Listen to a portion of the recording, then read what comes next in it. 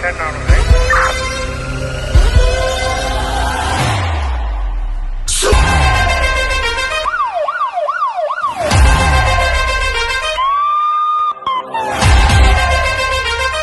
अरविंद एक छोटा सा गिफ्ट देते हैं।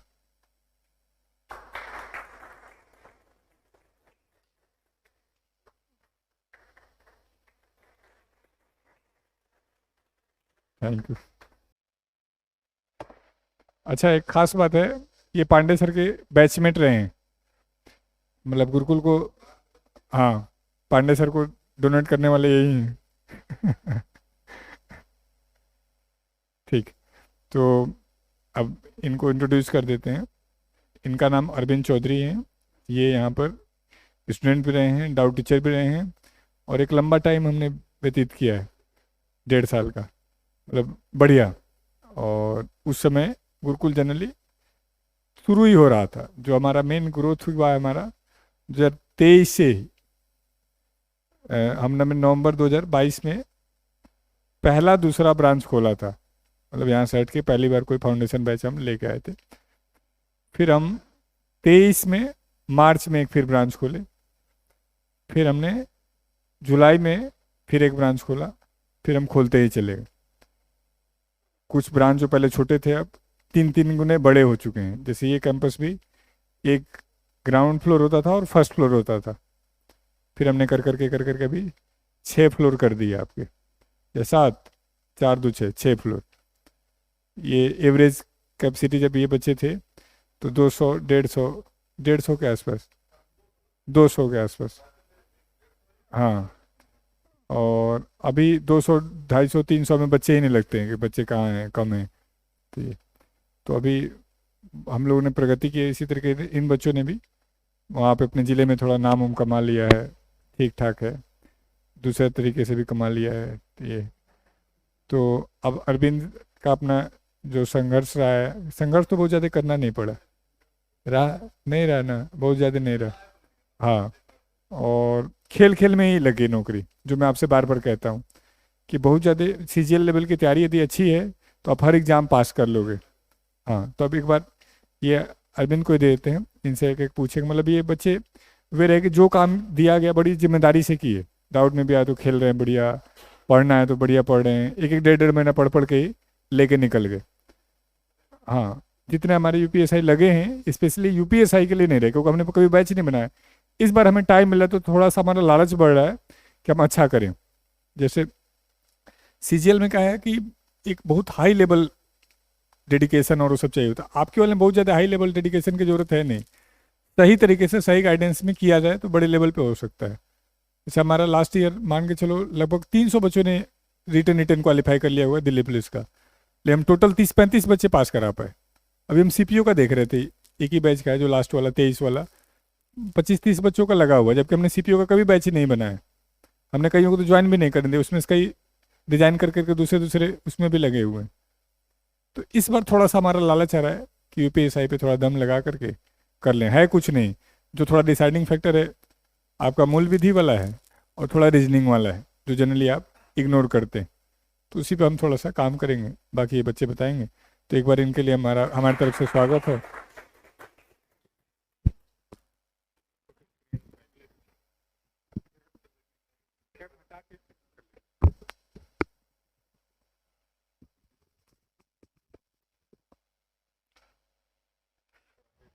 जी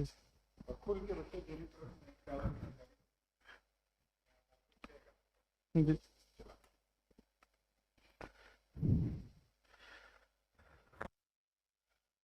नहीं नहीं नहीं, ठीक सर।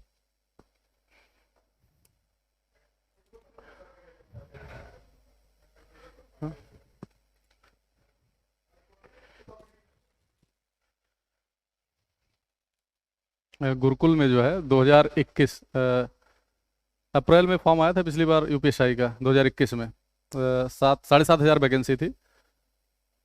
नहीं नहीं, वो 9,000 नहीं थी, 7.5, एक्चुअली में 7.5 ही थी लड़कों के लिए, लड़कियां भी तो हैं उसमें, ठीक है।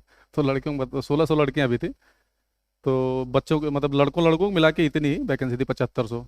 तो उस समय वही CGL मेंस चल रहा था, ऐसे राइटिंग वगैरह हुआ करती थी तब, तो तब तक हम लोगों की कोई तैयारी वैयारी नहीं थी। मैं तो सीजल बैकग्राउंड का था। हिंदी मैंने 2008 के बाद कभी पढ़ी नहीं, और मूल विधि वगैरह तो यहाँ कोई पढ़ता ही नहीं है, और ना पॉलिटी उस लेवल का भी नहीं पढ़ा जाता है जितना यूपीएसआई में पूछा जाता है। अब पहले मैं घर रह के ही तैयारी करता था, कि खुद से करेंगे, वही वाला जुनून था, खुद से कर लेंगे। तो उसमें क्या होता था, 2-3 महीने तो बहुत बढ़िया पढ़ाई होती है, उसके बाद बस एक दिन आदत बिगड़ी, 2 दिन बिगड़ी, फिर उसके बाद फिर ऐसे होता महीनों किताबें नहीं उठती हैं। तो लॉकडाउन चल रहा, तो मैंने गौरव सर को फ़ोन किया। कोचिंग जस्ट ग्रो कर रही थी ऑनलाइन। मैंने फ़ोन किया, इन लोगों ने मना कर दिया कि लॉकडाउन चल रहा है, बाहर के बच्चे अलाउ नहीं है, जो अंदर हैं वही। तो उस बार मेरा प्री में बहुत अच्छा 168 नंबर आया था। लेकिन फिर वो क्या नाम है, टीसीएस वालों ने जो डिफ़िकल्ट जो है पेपर बनाना नहीं शुरू किया मैथ्स का, तो किसी कारण से नहीं हो पाया। आखिरी में शायद 2-4 नंबर से रह गया था मेरिट में आने से। फिर मुझे लगा कि यार वहीं आना चाहिए। फिर सितंबर का महीना था, सितंबर में जो है मैंने सर से बात करके उसके बाद फिर यहाँ पे आया। तो कोई यूपीएसआई का बैच वैच चल नहीं रहा था। उस बार भी प्री में बहुत अच्छा आ गया, 170 करीब आया था, एग्जैक्ट नहीं याद है। तो मैं आया था तो सीजल की तैयारी करने, यूपीएसआई तो था भी नहीं जहन में। लेकिन भाई साहब बैठे थे, ये तो जबरदस्ती फॉर्म भरवाए थे, मैं भर भी नहीं रहा था। मैं कहा ये कौन सी नौकरी होती है। सही लिटरली यही था, जब यूपीएसआई के बारे में बताया पांडे ने, तो मैंने कहा ये कौन सी नौकरी यार, इसको तो मैं मतलब मुझे ये लगता था कि सीजीएल यहाँ है और यूपीएसआई यहाँ है। बट एग्जैक्टली अभी मैं जब चूंकि जॉब कर रहा हूँ तो मुझे पता है सीजीएल से भी कई कई पोस्टों में यहाँ पे है, मतलब यूपीएसआई आदि बहुत सारे पोस्टों में, इनकम टैक्स जो है किसी भी मामले में, पावर के मामले में, पैसे के मामले, हर मामले में, ठीक है।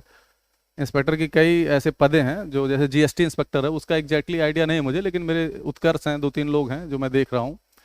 और इंस्पेक्टर का इनकम टैक्स इंस्पेक्टर का इसलिए बेहतर मैं जानता हूँ क्योंकि 2 मेरे साथी 2016 बैच के इंस्पेक्टर हैं इनकम टैक्स में। 2016 बैच मतलब समझ रहे हो, 9 साल का एक्सपीरियंस है। और मेरी ज्वाइनिंग, मेरी जॉब कब लगी, 21 में लगी। तो आज भी मैं उनको कंपेयर करता हूँ तो मतलब उतना ग्रोथ इनकम टैक्स इंस्पेक्टर में तो नहीं है। बाकी जीएसटी वीएसटी का ज़्यादा आइडिया नहीं है। बाकी अब इसका भी, डीए का भी, डिविजनल अकाउंटेंट का भी एक्सपीरियंस हो गया। तो अब चूंकि दूर के ढोल सुहाने होते हैं और सीजीएल का थोड़ा सा क्रेज ज़्यादा है चूंकि ऑल इंडिया एग्जाम है। बाकी यूपीएसआई बहुत अच्छा है। बस वो ये है कि कुछ टर्म्स एंड कंडीशन है, यूपीएसआई किसके लिए अच्छा है ना, ये भी थोड़ा सा डिपेंड करता है। तो इन लोगों ने ज़बरदस्ती फॉर्म भरवाया, मतलब वही हालत थी कि आखिरी के जो उन्हें एक्सटेंड कर देते हैं फॉर्म, यूपी के एग्जाम में कि 10 दिन और बढ़ा दिए गए, उसी में फॉर्म भरा गया। पढ़ नहीं रहा था, ज़बरदस्ती पढ़वाया उड़वाया गया, मतलब किताब खरीदवाए यही लोग ले जाके, वहीं बस्ती से ही किताब खरीदा था। तो खरीद के किताब उताब यहाँ लाए, फिर मेंस में लग गए। मेंस मैंने 1 हफ्ता दिया। तो मैथ्स वैस तो बहुत अच्छी थी मेरी, पर नंबर नहीं आते। कई ऐसे बच्चे होंगे मैथ्स बहुत अच्छी होगी पर स्कोर नहीं कर पाते रहेंगे। अब तो पेपर पैटर्न हट गया। पहले जो मेंस का पेपर हुआ करता, 100 क्वेश्चन होते थे ना, तो 25 वाले में तो हम लोग भी बहुत अच्छा स्कोर करते थे, 25 में 24 से। लेकिन जब 100 क्वेश्चन आता था तो उसमें बड़ी दिक्कतें होती थी। तो ऐसे जब एग्जैक्टली 40 दिन बचा था, जिस दिन मैंने डिसाइड किया कि अब मुझे सीजीएल नहीं तैयारी करना है, यूपीएसआई ही करना, कई लोगों से बात वगैरह की। तो ज़्यादा आइडिया तो था नहीं। देखो अभी विभाग के बारे में, अभी किसी विभाग के बारे में आप लोगों को भी ज़्यादा आइडिया होगा नहीं कि जीएसटी कैसे काम करता है और इनकम टैक्स कैसे काम करता है। अभी तो बिंग्स के बारे में भी नहीं शायद पता होंगे, कितने सारे बिंग्स हैं, कैसे कैसे काम करना होता है, कितने महीने इसमें रहना है, कितने महीने उसमें रहना है। तो ऐसे यूपीएसआई के बारे में भी नहीं पता था। लेकिन एक लड़का यहाँ था गुरुकुल में, उसके पापा थे इंस्पेक्टर, तो वो बताता था आके कि आज ये है वो है, मतलब वो बहुत गुड़ गाता था। तो वहीं से मतलब थोड़ा थोड़ा मोटिवेशन मिलना शुरू, हम क्या अब यही करेंगे। बगल में ही रहता था वो, मतलब जैसे लाइब्रेरी में बगल वाली सीट में। तो उसके पापा मेरठ में इंस्पेक्टर थे, तो वो बताते रहता था। कभी पहले तो शुरू में नहीं बताया, बाद में बताने लगा, तब समझ में आया। तब एग्जैक्टली 40 दिन बचे थे और 2 सब्जेक्ट तो तैयार ही थे, रीजनिंग और मैथ। 2 सब्जेक्ट बिल्कुल एकदम वही था, 0 बटे सन्नाटा वाला हाल था। तो फिर एक बढ़िया टाइम, गुरुकुल का टाइम टेबल है ही 12 घंटे का मुझे लग रहा है। तो मैंने अपना टाइम टेबल बनाया, कम से कम 15 घंटे का था वो। हाँ, 15-16 घंटे का वो टाइम टेबल था। उसमें हिंदी करीब 8-9 घंटे, मगर हिंदी में बढ़िया अगर आ गया तो सिलेक्शन हो जाएगा। और फिर वो मूल विधि वगैरह थी और पॉलिटी थी। बाकी जीएस, जैसे मूल विधि और पॉलिटी मिला के 25-40 में से 25 क्वेश्चन आ जाते हैं। बाकी जीएस तो इतना सीजल हम लोग 2-3 साल से दे रहे थे तो इतना आता था। और फिर जीएस भी मैंने जोर लगाया, लेकिन थोड़ा रटने में मैं थोड़ा पीछे था। तो ऐसे रहा कि मैथ में 38 बन गए और रीजनिंग में 39 और हिंदी जो है मतलब सरप्राइज ही था मेरे लिए, लेकिन बहुत बढ़िया, मतलब 35 नंबर आए उसमें, मतलब 35 क्वेश्चन सही हुए, और जीएस में 18, तो टोटल 130 मार्क मतलब क्वेश्चन सही हुए थे। और यहाँ से बस दो बच्चे और पढ़ने में अच्छे थे मेरे से, बट अनफॉर्चुनेटली उनका सिलेक्शन नहीं हो पाया। कटप्पा को शायद जानते होगे तुम लोग, अ, वो स्टेशन मास्टर लगा है, और उसको तो जानते हो, उत्कर्ष प्रताप सिंह को, जीएसटी में लगा हुआ। हाँ, तो वो जीएसटी में लग गया। तो यही जर्नी थी। और सारे पार्ट को, जैसे हिंदी में मैंने नंबर वाइज पार्ट बांट रखे थे, कि मुहावरा आता है 2 नंबर का, या 2 क्वेश्चन आते हैं, पर्यायवाची आती है 2 नंबर, तो सारे सेक्शन बांट रखे थे। सारे 8 घंटे थे, और मुझे लग रहा 16 टॉपिक से क्वेश्चन आते होंगे, तो हर टॉपिक को आधे आधे घंटे डेली पढ़ता था, डेली। जितनी किताबें थी, एक वो क्या नाम है, वाइट वाली आती है जो, आदित्य पब्लिकेशन की, मैंने बस वही रटी थी। मुझे थोड़ी सी मिस्टेक लगी जब मैं एग्जाम में गया, तो मुझे लगा प्रिपरेशन, आदित्य जो है 80-90% सिलेबस कवर कर लेता है, बट जो जीएस बेस्ड क्वेश्चन आए थे हिंदी में, वो नहीं कवर करता है। जीएस बेस्ड, जैसे मान लो पूछ लिया कि हिंदी जो अनुभाग है इंडिया में मतलब किस मंत्रालय के अधीन आता है, अधिकतर लोगों को नहीं पता होगा। कौन देखता है हिंदी विभाग? गृह मंत्रालय के अधीन आता है, ठीक है। तो ऐसे कई ऑप्शन थे उसमें, पीएम था, और ऐसे कंफ्यूजिंग ऑप्शन देते हैं लोग। तो ऐसे जो जीएस बेस्ड क्वेश्चन थे, वो थोड़ा सा हम लोग उतना आइडिया भी नहीं था, एक्सपीरियंस नहीं था, लेकिन ओवरऑल इतना था 40 दिन की तैयारी में, कि ये है कि अगर गुरुकुल नहीं होता तो फिर वही होता, सिलेक्शन नहीं होता। क्योंकि यार घर पे 16 घंटे जो है नहीं पढ़ मिलता है, और ना ही, देखो सिलेक्शन के 3 मेन फैक्टर क्या थे। गुरुकुल में आया, एक ऐसा लड़का मिला जो उस फील्ड के बारे में जानता था, जो मुझे मोटिवेट कर पाया, है ना, कि मेरे पापा हैं और ऐसा ऐसा ऐसा ऐसा है। मेनली जब लोग हम अकेले में तैयारी करते हैं, तो कुछ ऐसे एलिमेंट रहते हैं जो मोटिवेटिंग तो होते हैं, लेकिन हमें उनके बारे में पता नहीं रहता। जब हम 4 लोगों 10 लोगों के बीच में बैठते हैं, तब उन चीज़ों के बारे में हमें जानकारी आ पाती है ना। जैसे कोई सब्जेक्ट है, तो आपसे स्ट्रांग कोई बच्चा है, अब आप अकेले पढ़ रहे हो अपने तुर्रम खान बने हुए, कोई आपसे स्ट्रांग है, या मेंटर आ गया, जैसे मैं आया हूँ, ऐसे तमाम लोग आते हैं, तो वो बता पाएंगे। छोटे छोटे एलिमेंट्स रहते हैं, बहुत ज़्यादा वर्क करते हैं, बहुत ज़्यादा आपको बुक्स फॉलो करने, 2 बुक्स बहुत हैं, रट लो कायदे से XYZ, बस बहुत है।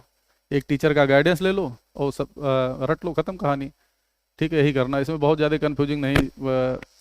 ये उसमें एक बच्चा था जिसने मतलब पिछले वाला भी यूपीएसआई दिया था, ये वाला भी था, दोनों 2019 वाला, 2000 ये वाला, बहुत कॉन्फिडेंट था, ओवर कॉन्फिडेंट था, नहीं हो पाया। तो इस तरीके से भी होता है यार, कि अगर आप प्रॉपर एलिमेंट नहीं चूज कर पाओगे, तब तक जो है बढ़िया तैयारी नहीं हो पाएगी आप लोगों की, ठीक है। और जब राइट एलिमेंट रहते हैं तो बहुत ज़्यादा टाइम नहीं लगता। और बाकी ज़्यादा पढ़ने की कोशिश करोगे तो इतना कुछ नहीं आता है, कि हिंदी में पता चले रटे हुए 10 किताबें आपके पास, अभी 6 महीने का समय है, पढ़ना आपको 40 ही दिन है। मैं बता रहा हूँ ना कि 16 घंटे का टाइम टेबल बनाइए, और जीरो से, जैसे अब मुझे लग रहा है कि मैथ में आप लोगों का अच्छा होगा, चूंकि सीजल की तैयारी कर रहे हैं। प्री में किसके 140 से प्लस हैं? 140 प्लस स्कोर किसने किया है? अभी किसी ने नहीं किया? प्री नहीं दे रहे हो क्या तुम लोग? पिछली बार का दिया था? नहीं दिया था, चलो ठीक। मैथ्स में जो है, मैथ्स में कोई है जो 25 में 20 से ऊपर हमेशा आता हो? 20 क्वेश्चन जो 25 आते हैं ना, 25 आ रहे हैं, तो जो 25 में 20 से ऊपर जा रहा है, उस यूपीएसआई का जो पेपर है 2023-21 में जो हुआ था, वो ऐसे ही है कि फिर वो 35 प्लस ही मारेगा। बट थोड़ा सा लक का होता है, एग्जाम लक का है, कि अब उस दिन पेपर थोड़ा सा बनाओ कि टफ आ जाए, और तुम अच्छा कर भी लो। कई बार होता नहीं कि सिली मिस्टेक्स होते हैं, क्योंकि पेपर बहुत आसान होता है, फिर आप गलतियां करोगे तो फिर उसमें सिलेक्शन नहीं होगा। और इतनी बड़ी वैकेंसी, 5000 वैकेंसी, 4200 पे ग्रेड की, कभी नहीं मिलेगी। मतलब सीजल में आप रगड़ते रह जाओ, कुछ भी कर लो, दुनिया भर की पोस्टें हैं उसमें। कई पोस्टों के बारे में तो हम लोगों को उतना आइडिया नहीं है क्या करती हैं, जो एग्जामिनर की पोस्ट है ना, अच्छे पोस्ट हैं, सब अच्छे पोस्ट हैं, लेकिन जो हम लोग जो कॉमनली जिनका नॉलेज रखते हैं, जो वो तो डिफिकल्ट पोर्ट पे नौकरियां हैं, जो एग्जामिनर वाली हैं, प्रिवेंटिव वाली हैं, एयरपोर्ट्स पे हैं। अब सोच लो एयरपोर्ट्स पे क्या होता होगा, कुछ भी इनलीगल आप कर नहीं सकते, है ना।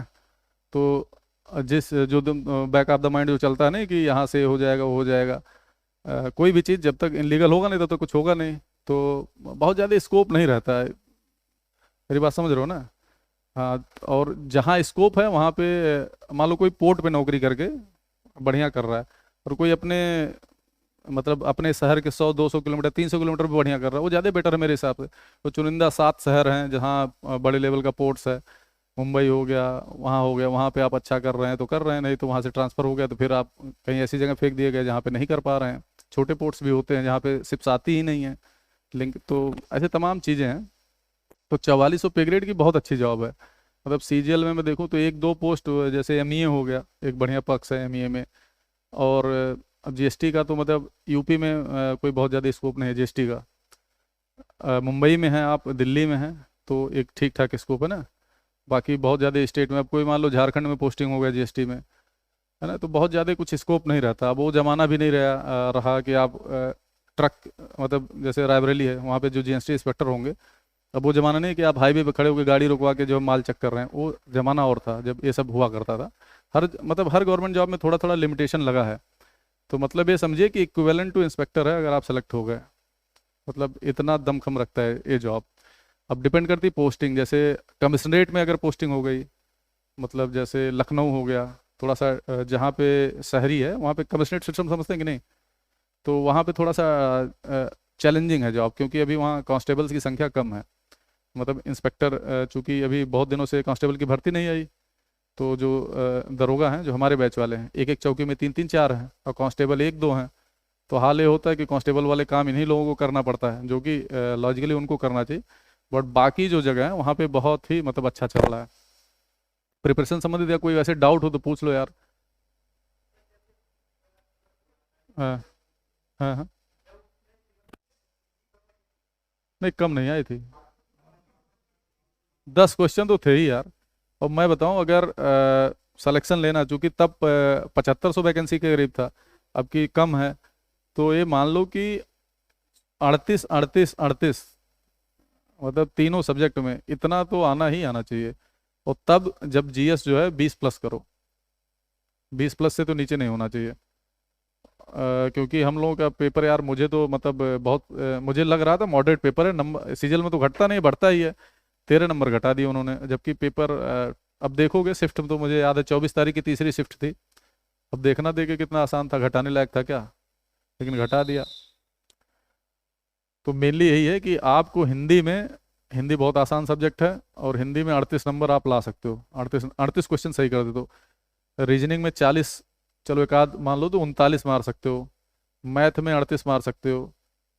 मतलब एक कर ही कर सकते हो, एक दो क्वेश्चन देखो गलत हो जाते हैं, सिली मिस्टेक हो जाते हैं। लेकिन जीएस में कोशिश करो कि 25 के आसपास रहो।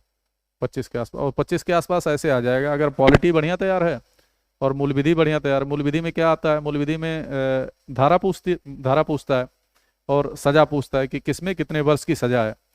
तो कैटेगरी बनी। अब पहले क्या था बीएनएस में, जब बीएनएस से पहले जो आईपीसी थी उसमें धाराएं इधर उधर थी।